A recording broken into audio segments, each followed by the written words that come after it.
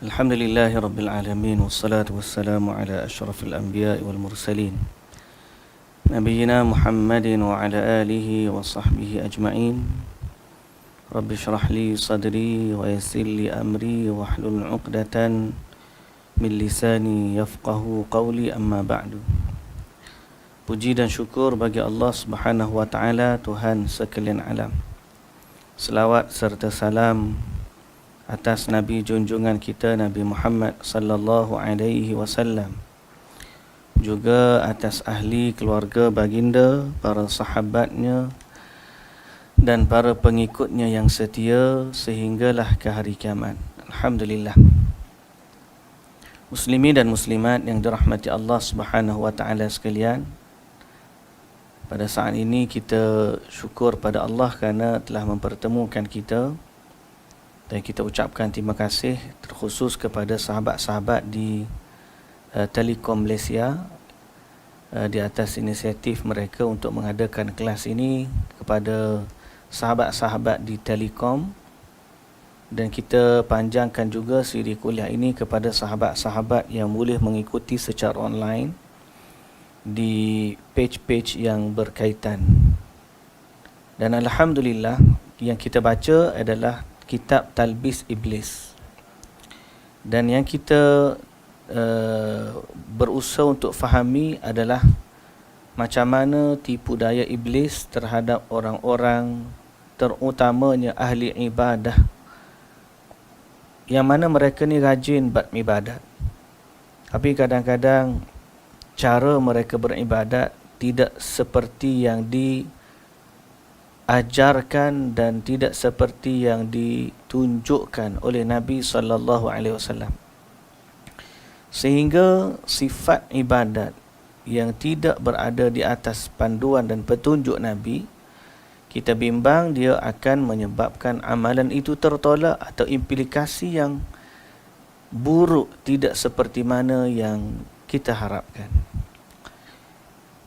Terlebih khusus yang kita bincangkan ialah talbis iblis terhadap klaim, yakni dakwaan tawakal, namun tidak mahu berusaha dan tidak siap siaga dalam persoalan harta. Kita baca, itu orang, kadang-kadang orang sufi ni dia sampai dia tak kerja, dan dia tidak berbekal, dia tidak mengambil sebab. Pada dia tawakal ni betul-betul kita serahkan bulat-bulat kepada Allah, dan kita berlepas diri daripada semua pergantungan kepada manusia, ataupun berlepas diri dari sebab. Dari Zunnun Al-Misri, dia bercerita, aku sudah berkelana selama bertahun-tahun. Nak ejah ke sikit saya? Mana yang tu? Tak jadi macam yang kita sebut tadi.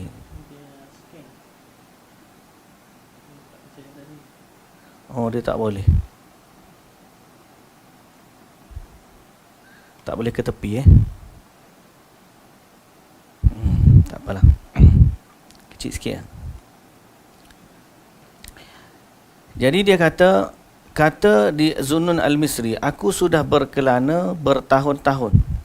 Selama itu aku tidak pernah benar-benar bertawakal kepada Allah kecuali sekali sahaja.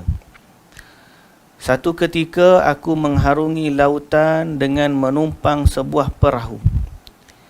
Tiba-tiba perahu yang kutumpangi pecah, dan aku pun berpegangan pada kayu itu dari pecahan perahu. Aku bergumam dalam hati, jika Allah tetapkan kepada engkau akan tenggelam, kayu ini tidak akan berguna untukmu. Maka aku pun melepaskan kayu tersebut dan berenang di air sehingga sampai ke tepi pantai. Itu cerita dia. Seorang lagi dari Muhammad, dia berkata, aku bertanya kepada Abu Ya'qub Az-Zayyad ihwal hakikat tawakal. Az-Zayyad lalu mengeluarkan wang dirham miliknya, baru menjawab pertanyaanku. Dia memberikan kepada tawakal haknya sesuai perkataannya, aku malu menjawab pertanyaanmu sedang aku masih menyimpan sesuatu. Jadi dia kata selama ada duit dengan aku ni, aku malu nak jawab bagaimana tawakal. Penulis berkata, dalam dua-dua ni situasi seorang melepaskan kayu waktu dia hanyut di lautan. Seorang lagi mengeluarkan duit yang ada dalam simpanan untuk melahirkan rasa tawakal. Penulis berkata, minimumnya ilmu agama menimbulkan kerancuan seperti ini. Andai mereka mengetahui hakikat tawakal, tentulah mereka akan menyadari bahawa tidak ada pertentangan antara tawakal dan usaha. Sungguh tawakal adalah bersandarnya hati kepada Allah semata. Dan ini tidak berseberangan dengan pergerakan raga dalam rangka berusaha atau mempersiapkan antisipasi. Jadi, penulis kata, kenapa mereka buat macam tu? Yang kita kata tadi yang pertama, dia hanyut di lautan, dia berpegang kepada kayu, lalu dia lepaskan kayu tu kerana apa? Dia kata kayu tu bukan kayu yang menyelamatkan dia. Dia bertawakal kepada Allah, dia lepaskan kayu lalu dia berenang. Seorang lagi kata, dia keluarkan duit yang ada dengan dia. Tawakal maknanya dia tak boleh bergantung dengan duit. So penulis ni kata, dangkalnya ilmu. Kerana apa? Kalaulah mereka tahu hakikat tawakal, tidaklah tawakal itu bertentangan dengan usaha. Kalau nak berenang, paut pada kayu, berenanglah. Tawakal kepada Allah dalam keadaan kita berpaut pada kayu. Sebab kayu tu adalah asbab yang Allah Ta'ala bagi kat kita. Sebagaimana kita cari rezeki ada duit, kita nak beli apa-apa kena ada duit. Bukan bermakna kita tak tawakal, tapi itu adalah asbab jalan yang Allah Ta'ala bagi. So antara tawakal dengan usaha ni, dia tidaklah bertembung, berlawanan.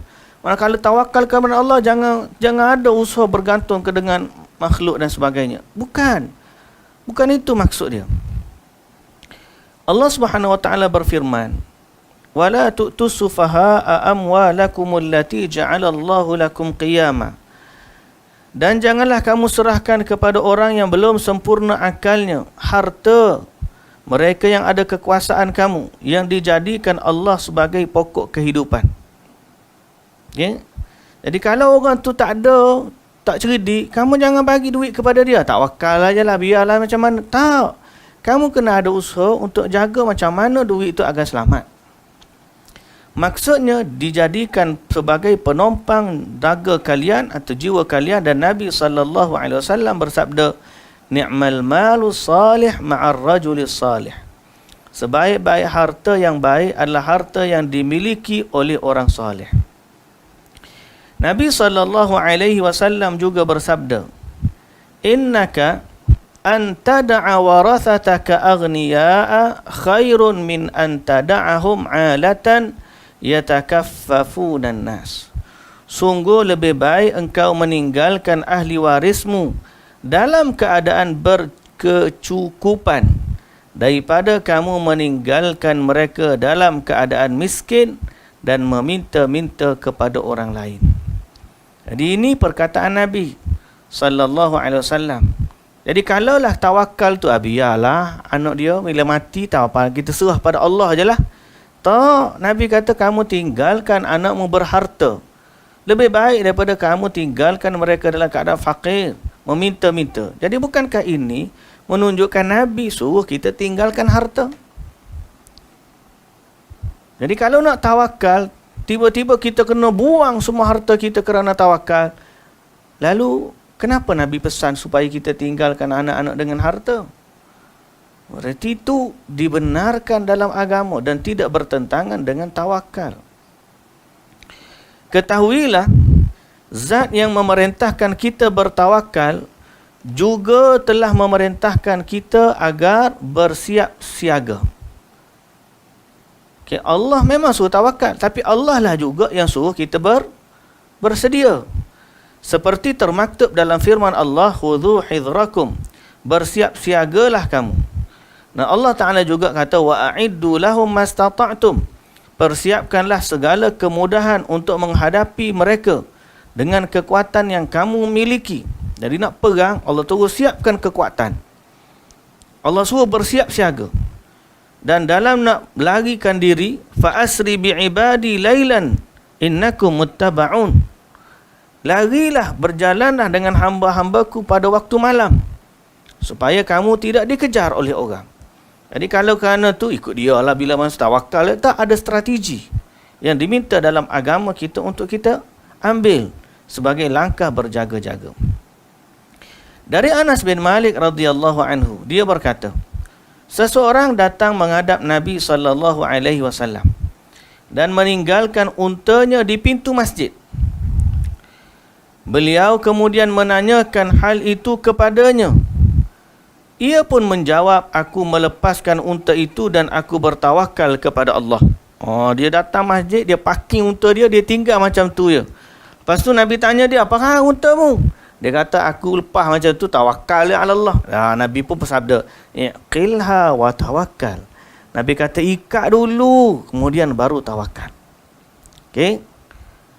Sufyan bin Uyainah berkata, makna tawakal adalah seorang merelakan apa yang dilakukan atau ditakdirkan bagi dirinya. Okay? Kita berserah diri kepada Allah, redha dengan apa yang Allah takdirkan. Tapi bukan dengan maksud kita tidak berusaha. Ibnu Aqil berkata, beberapa kaum menyangka bahawa berjaga-jaga menafikan tawakal.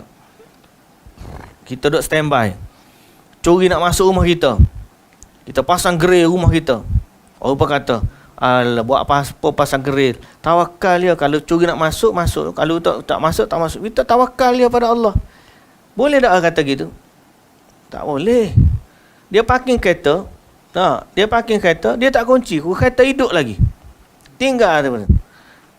Kenapa kamu tak kunci? Tawakal ala Allah lah. Kalau dia ni jenis orang panggil sambil lewa, kereta dia hilang, oh lo nasib lah dia kena, itu lewa dia lah. Tapi jangan kata, sebenarnya aku buat gitu tadi, aku tawakal kepada Allah. Jangan, tak boleh. Kalau dia berniat, itu adalah tawakal, salah. Tapi kalau dia ni jenis buat kerja sambil lewa, tinggal benda mana-mana, dia tak kata tawakal, yang tu kita kata awak silap pada sambil lewa tu lah. Ni ada orang, dia sambil lewa tu dianggap tawakal, lagi parah lah. Jadi dia ada masalah peribadi dan dia ada masalah kefahaman terhadap konsep tawakal dalam agama.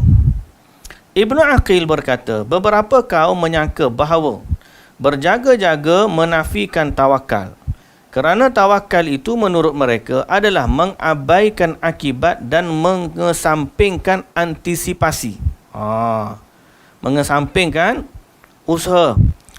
Padahal menurut ulama, sikap demikian adalah wujud kelemahan dan kelalaian yang boleh berakibat orang berakal dicela dan dicemuh apabila berfikir begitu.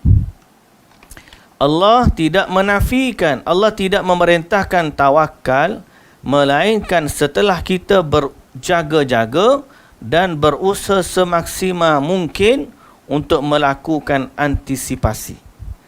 Allah Subhanahu wa taala berfirman, "Wa syawirhum fil amr fa idza azamta fatawakkal 'ala Allah." Dan bermusyawaratlah dengan mereka dalam urusan itu.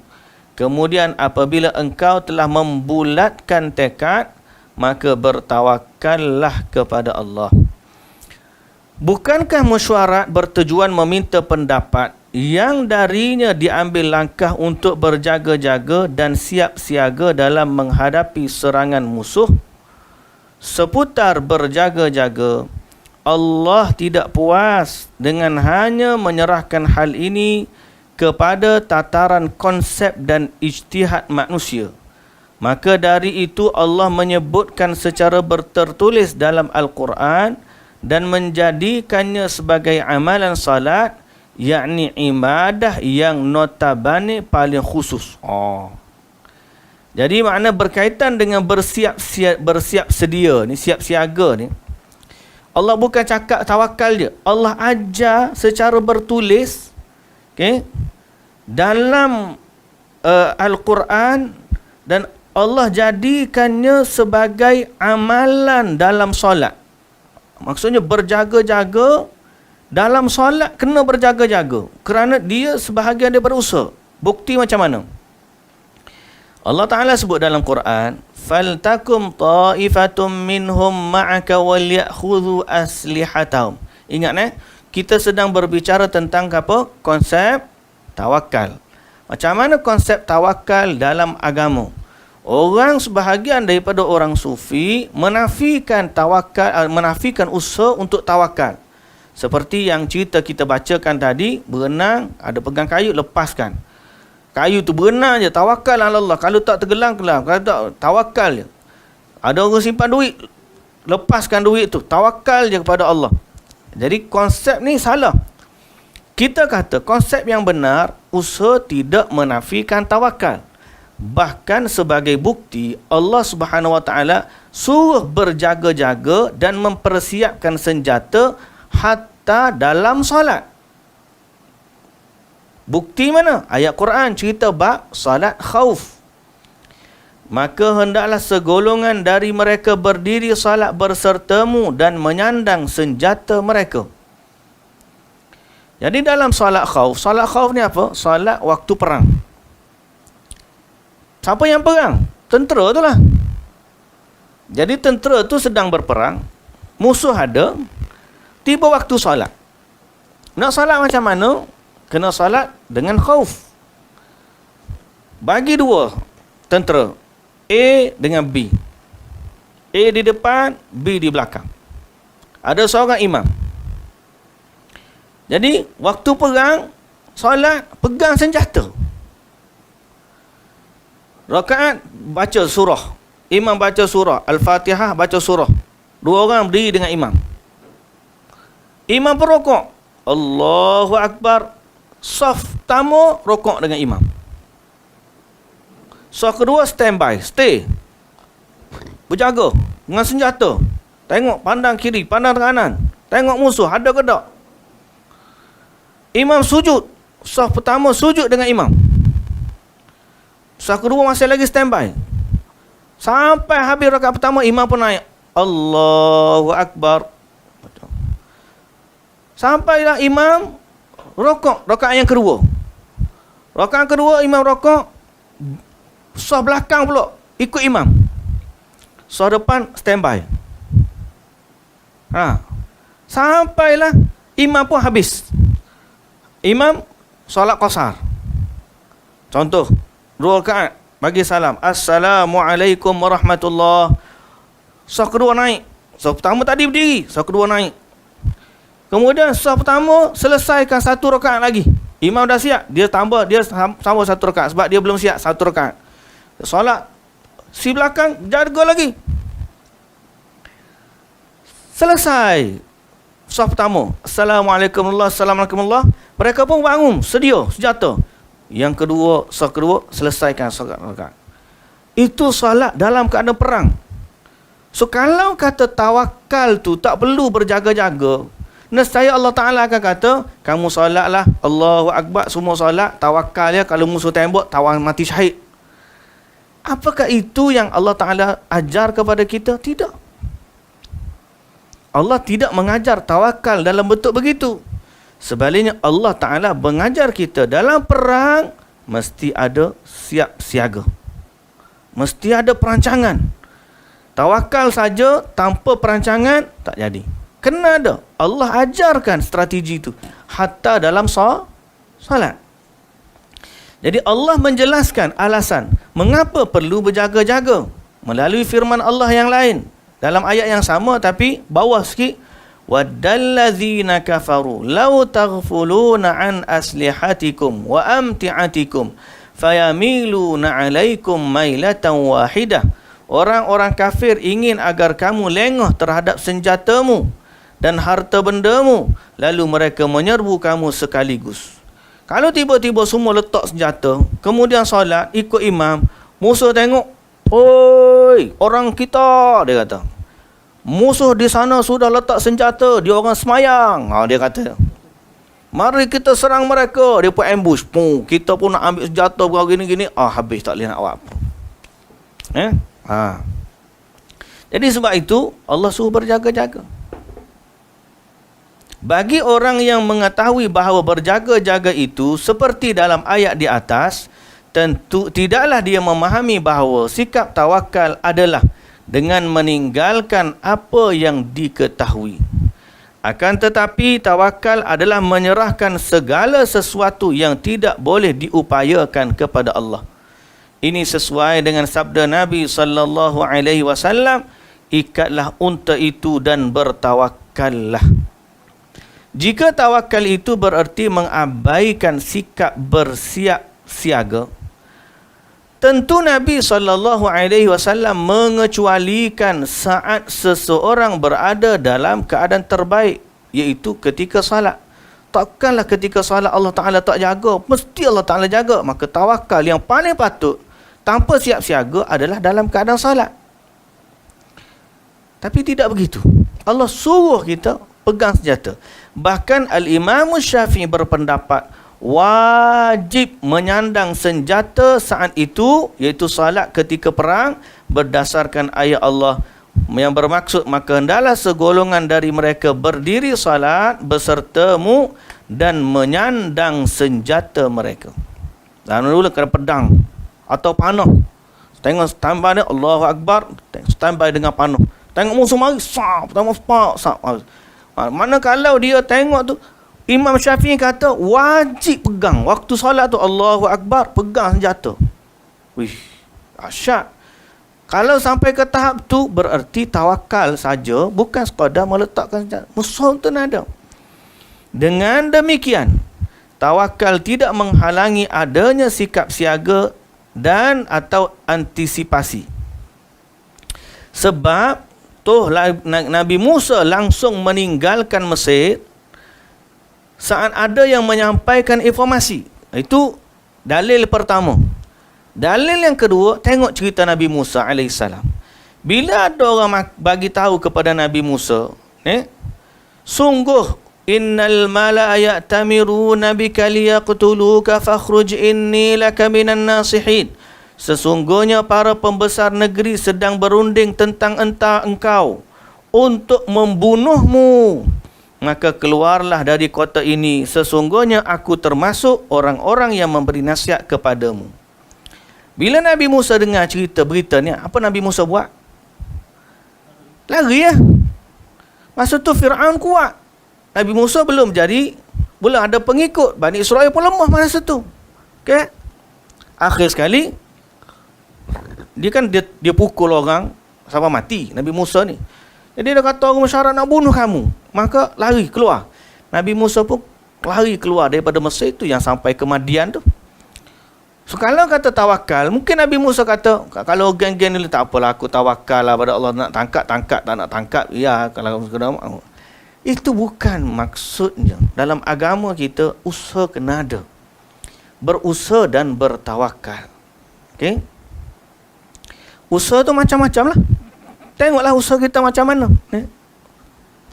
Nabi SAW pergi meninggalkan Makkah kerana takut atas persekongkolan jahat kaum Quraisy yang berencana dan mencelakakan beliau.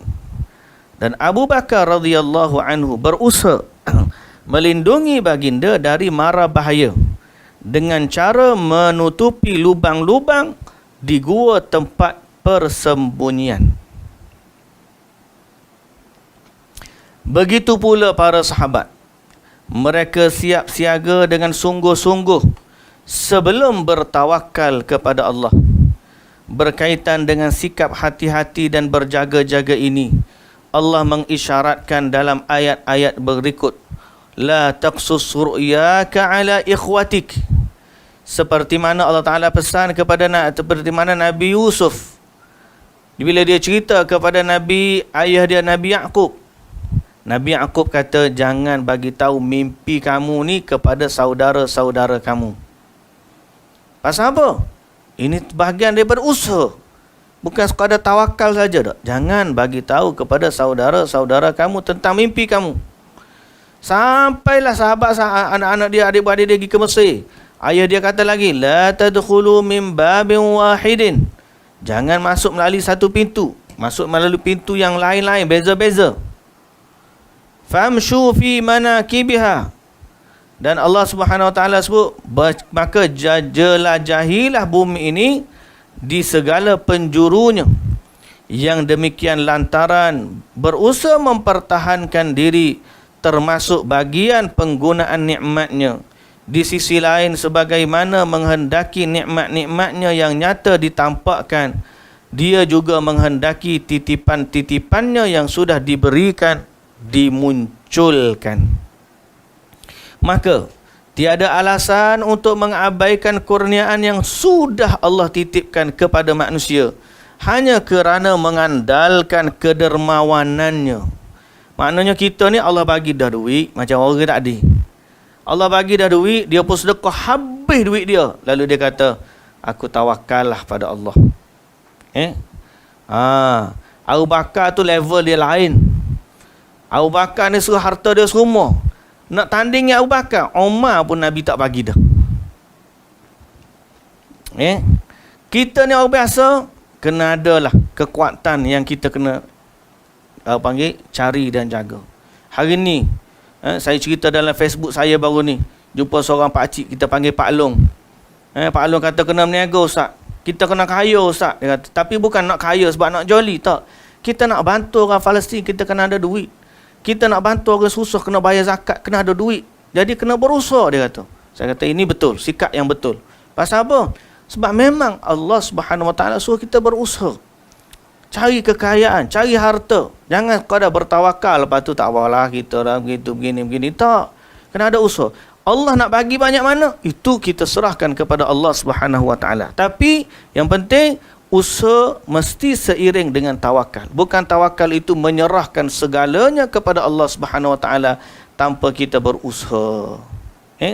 Maka jangan sampai kata dia mengabaikan kurnia Allah dah bagi rezeki apa semua, dia abaikan semua tu, lalu dia kata tak apalah kita bertawakal kepada Allah. Akan tetapi anda tetap wajib menggunakan kekuatan yang dimiliki, lalu silakan anda meminta apa yang ada di sisinya. Bagi contoh ni lah tadi dalam tu. Dia nak berenang, tak ada masalah. Tapi janganlah lepaskan kayu tu. Pegang kayu, berenang. Pasal apa? Ini Allah dah bagi rezeki ni. Adanya kayu. Kalau apa-apa jadi, dia ada tempat berpaut. Tiba-tiba dia kata, dia lepaskan kayu tu semata-mata dia nak bertawakal kepada Allah. Tak nak bergantung dengan kayu. Ini salah. Apa nikmat yang Allah dah bagi kepada kita, kita jaga, kita simpan sebab Allah dah bagi rezeki.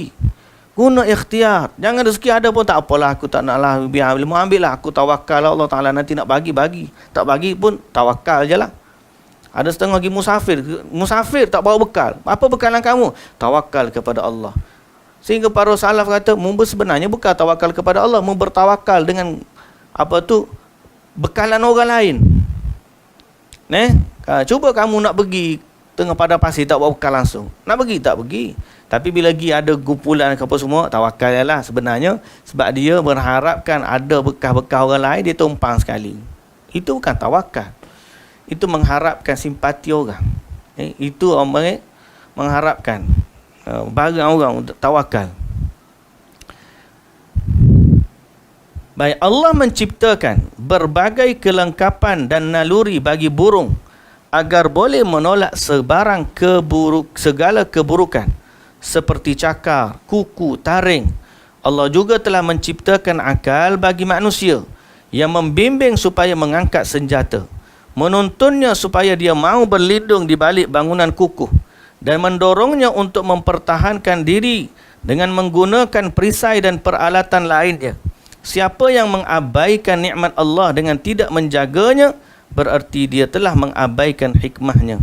Sama seperti orang yang tidak makan atau tidak minum ubat sehingga mati kelaparan atau sakit parah. Orang tak berubat langsung, tak berubat, tak berubat, tak baca, tak ruqyah, tak berapa. Tawakal je lah. Kalau nak sembuh-sembuh dah. Kurang-kurangnya sama ada dia nak guna pendekatan ruqyah. Baca Fatihah, baca Fatihah, baca Fatihah, baca Fatihah. Itu ruqyah. Ataupun dia makan ubat, ikhtiar. Bismillah, makan ubat. Ni tak. Ruqyah pun tak, makan ubat pun tak, tawakal je lah. Pergi hospital pun tak, jumpa, minta orang doa ke pun tak. Baik, muslimin dan muslimat yang dirahmati Allah Subhanahu wa taala.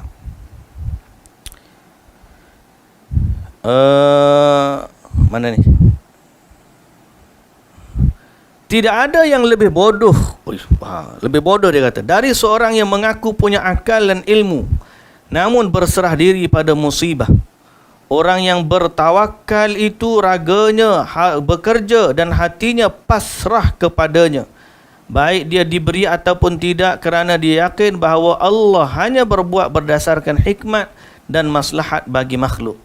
Dengan keyakinan tersebut, maka tidak memberinya Allah akan difahami sebagai pemberian. Ni dalam pengertian berbeza sesuai dengan hikmat dan maslahat ilahi tadi. Oh, cantik bahasa dia ni. Ni saya kena highlight ni. Ni muslimat ni. Berarti ni semua-semua tengok balik sini. Dengan keyakinan tersebut. Keyakinan apa? Beri ataupun tidak, dia yakin Allah tetap buat dengan hikmat dan maslahat. Allah ni buat sesuatu, nak bagi ke tak bagi, dengan hikmat kebijaksanaan Allah. Dengan keyakinan tersebut, maka tidak memberinya Allah, maknanya kalau dia tak dapat apa yang dia nak, Allah tak bagi kepada dia, akan difahami sebagai pemberian. Maknanya anugerah Allah untuk tak bagi ke dia. Benda dia minta, dapat. Alhamdulillah, anugerah. Benda dia minta, Allah tak bagi. Alhamdulillah, anugerah. Maknanya Allah tak bagi itu satu anugerah. Contoh, zaman dulu ada kapal terbang terlepas MH370. Masa dia terhilang, ada 2 orang ke berapa orang terlepas kapal terbang. Ingat tak? Ada orang miss kapal terbang tu, dia tak naik sekali. Dia miss. Maka missnya dia, waktu dia tinggal kapal terbang, alamak dia kata. Alamak, tertinggal pula, kena beli tiket kapal terbang lain. Masa tu, kemudian bila kapal terbang tu terhempas, dia kata apa? Mujurnya, Alhamdulillah, terlepas kapal terbang. Nampak tak? Kadang-kadang musibah yang datang ni adalah anugerah dalam pengertian yang berbeza. Tidak memberinya Allah akan sesuatu nikmat akan difahami sebagai pemberian. Apa Allah bagi? Allah bagi dengan tidak bagi. Anugerah Allah tidak memberikan kepadanya apa yang dia nak. Dia bertawakal, usaha-usaha tak dapat tu anugerah. Allahu Akbar. Semoga Allah didik hati kita. Kita ni nak apa-apa, kita ingat Allah tak bagi tu, tak dapat dah. Kadang-kadang yang Allah Ta'ala tak bagi tu lebih baik untuk kita. Betapa banyak orang lemah yang memandang indah kelemahan dirinya, bahkan terbujuk oleh jiwanya, sehingga menilai kelalaian sebagai tawakal. Jadi orang kadang-kadang dia lemah, dia kelemahan, dia orang panggil apa? Tadilah macam tadi, tinggal, sikapnya sambil lewa, apa semua. Dia lemah, sebenarnya lemah, tapi dianggap, oh inilah dia tawakal. Itu sebenarnya satu kelemahan. Tapi dengan talbis iblis, orang nampak kelemahan itulah tawakal. Iblis menampakkan sifat lemah dalam dirinya sebagai tawakal. Lalu dia pun melemah, sehingga akhirnya dia ditipu oleh iblis. Akibatnya, mereka pun menjadi seperti orang yang meyakini kecerobohan sebagai keberanian dan kelemahan sebagai keteguhan hati. Penulis berkata, jika ada yang berkata, mengapa aku harus siap siaga? Toh segala sesuatunya itu sudah ditakdirkan. Maka kita jawab, mengapa anda tidak mau bersiap siaga, padahal hal ini diperintahkan terkait segala sesuatu yang sudah ditakdirkan? Kalau dia tanya pula, Nak buat apa usaha? Kalau berlaku memang dah takdir dah. Ya Allahu Akbar. Ni bahaya. Kalau kata bahasa mudah kita kata, oh kalau begitu nak anak pun tak payah nikah lah.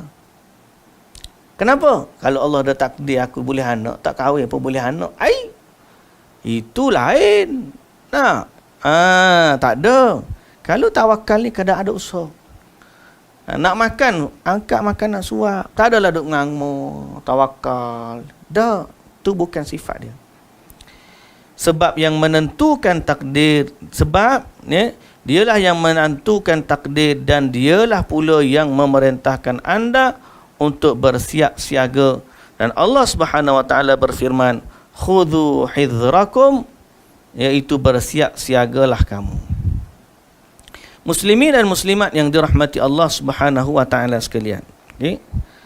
Terkait dengan tawakal bukan bererti tidak berusaha. Tawakal bukan bererti tidak berusaha. Ini kena faham. Senada dengan tipu daya iblis terhadap para sufi agar meninggalkan segala upaya, dia juga menipu kebanyakan mereka bahawa tawakal itu bererti tidak perlu berusaha. Dari Sahal bin Abdullah At-Tustari, dia mengatakan, siapa yang mencela sikap tawakal bererti dia mencela keimanan, dan siapa yang mencela sikap berusaha bererti dia mencela sunnah. Dari Muhammad bin Abdul Aziz, dia menuturkan, seseorang mengajukan pertanyaan kepada Abu Abdullah bin Salim, dan saat itu aku ikut menyemaknya. Apakah kita diperintahkan supaya bekerja atau bertawakal? Jawab Abdullah bin Salim. Ini betul lah ni, bukan macam mana. Abdullah bin Salim kata, tawakal adalah keadaannya Rasulullah sallallahu alaihi wasallam. Sedangkan bekerja adalah sunnahnya Rasul. Bekerja dianjurkan bagi orang yang lemah tawakalnya, yang telah jatuh dari tingkatan sempurna, iaitu keadaan Rasulullah. Pelik jawapan dia ni. Padahal tadi ni pandangan mereka ni. Dia kata apa? Dia mula-mula nampak cantik dah. Tawakalnya adalah keadaan Nabi. Bekerja pula sunnah Nabi. Jadi dia kata bekerja ni dianjurkan kepada orang yang lemah tawakal. Yang telah jatuh dari tingkatan sempurna, iaitu keadaan. Keadaan ni lebih tinggi daripada sunnah. Jadi kalau kita ni bekerja, itu sunnah Rasul. Tapi kalau kita tawakal tak kerja, itu adalah keadaannya hati Rasul. Siapa yang mampu bertawakal dan bekerja, sama sekali tidak diperbolehkan baginya terkecuali pekerjaan pendukung, bukan pekerjaan utama. Siapa yang lemah dari keadaan tawakal yang merupakan keadaan Rasulullah, maka boleh baginya mencari penghidupan dengan bekerja agar dia tidak jatuh dari tingkatan sunnah Rasulullah SAW saat dia telah jatuh dari tingkatan keadaan Rasulullah. Dia bagi dua pula. Dia kata sifat Nabi ni, ataupun hal keadaan Nabi ni tawakal. Kerja Nabi ni sunnah. Jadi dia bagi beza pula. Ni talbis jugalah ni. Kalau kita tawakal, itu sunnah. Kalau kita kerja itu sunnah. Kalau kita tawakal, kita dah sampai ke darjat hal keadaan Nabi. So kalau orang tu tawakal betul-betul, dia mesti tak ada kerja utama. Dia hanya buat kerja-kerja sampingan sebab dia dah level tawakal. Kalau dia ada kerja tetap, duk kerja aja, tawakal dia tu hanya bab sunnah baru. Dahsyat dia orang ni. Dia bagi macam tu juga. Padahal pembahagian tersebut tidak ada pun disentuh atau diajarkan oleh Nabi sallallahu alaihi wasallam. Yusuf bin Al-Husain menyatakan, jika kamu melihat murid, yakni sufi pemula, sibuk membuat keringanan dan usaha, sungguh dia tidak akan memberikan apa pun. Penulis berkata, dia kata kalau tengok seorang sufi duk sibuk buat kerja, buat benda kerja lah, buat perusahaan, nego kau sikit-sikit, Dia kata dia tidak akan memberikan apa-apa pun kepadanya.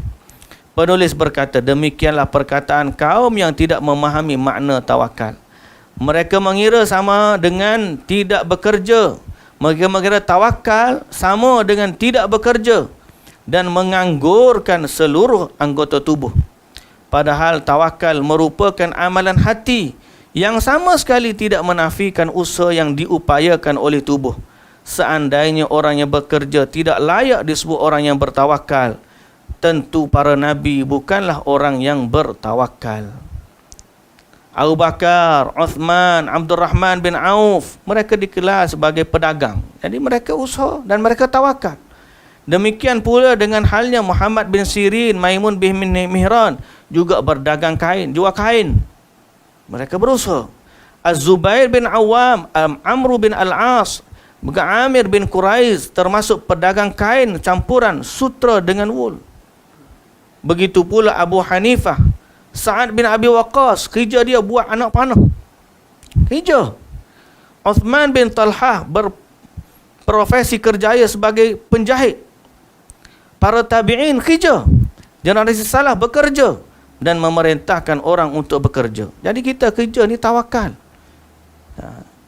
Jangan sampai kita bekerja gantung dengan kerja kita sepenuhnya lah. Oh, aku kalau tak ada kerja habis. Tak. Dia sebahagian usaha. Hati ni kena senantiasa dengan Allah. Tidak menafikan kerja. Tapi kita kena balance. Jangan sampai tak kerja. Jangan sampai melampau kerjalah segala-galanya. Kita duduk tengah. Bekerja itu urusan ikhtiar. Soal rezeki kita bertawakal kepada Allah Subhanahu wa ta'ala. Itu yang betul. Kerana tawakal tidak menafikan usaha. Tawakal tidak memaksa untuk tidak bekerja. Ada orang faham tawakal ni jangan kerja, tu baru tawakal. Kalau kerja maknanya tidak tawakal. Jadi kalau kata tidak bekerja tu, kalau bekerja itu tidak tawakal, maka nabi-nabi macam mana? Sahabat-sahabat macam mana? Nabi jaga kambing, sahabat jual kain, ada sahabat jadi tukang jahit, ada sahabat jadi tukang buat anak panah dan seumpama dengannya. Ini menunjukkan para sahabat memahami tawakal adalah dengan berusaha. Muslimin dan muslimat yang dirahmati Allah Subhanahu wa taala sekalian. Okey. Jadi itu sebagai satu mukadimah awal lah. Saya nak sebut tentang tu sebagai satu jawapan agar kita tidak tertinggal atau kita berhenti dalam kehairanan. Adapun insya-Allah kita berhenti setakat tu dulu dan kita akan sambung pada pertemuan kita yang akan datang. Dan kita akan sambung pada muka surat ni lah. Okay. Kita berhenti pada 3110. Hari ni 2023. TM. Okay. So muslimi dan muslimat yang dirahmati Allah, kita berhenti setakat tu dululah. InsyaAllah. Ada rezeki kita sambung lagi dalam bab tawakal lagi. Apa erti tawakal yang sebenar, dan bukan bererti tawakal ni tak boleh usaha dan tak perlu berusaha. Kena ada. Dan kita akan ikhtiarkan untuk kita faham dan baca seperti mana yang ada dalam panduan Al-Quran dan juga As-Sunnah. Mudah-mudahan Allah Ta'ala memberkati kita semua, para hadirin dan hadirat, dan para jemaah yang menonton siri kuliah kita pada waktu ini. Sekali lagi saya ucapkan terima kasih kepada pihak Telekom Malaysia yang telah menjadi host kepada siri kuliah kita ini. Semoga Allah berkati semua dan Allah memberikan kefahaman kita dalam As-Sunnah. Tujuannya tidak lain agar kita beragama mengikut panduan yang Nabi kita sallallahu alaihi wasallam ajar, supaya hati kita, anggota kita, lisan kita, semuanya bila kita buat bernilai ibadah di sisi Allah Subhanahu wa taala. Wallahu taala alam. Subhanakallahumma wa bihamdika asyhadu an la ilaha illa anta astaghfiruka wa atubu ilaik. Aqulu qawli hadza wa astaghfirullahal azim li wa lakum. Assalamualaikum warahmatullahi wabarakatuh.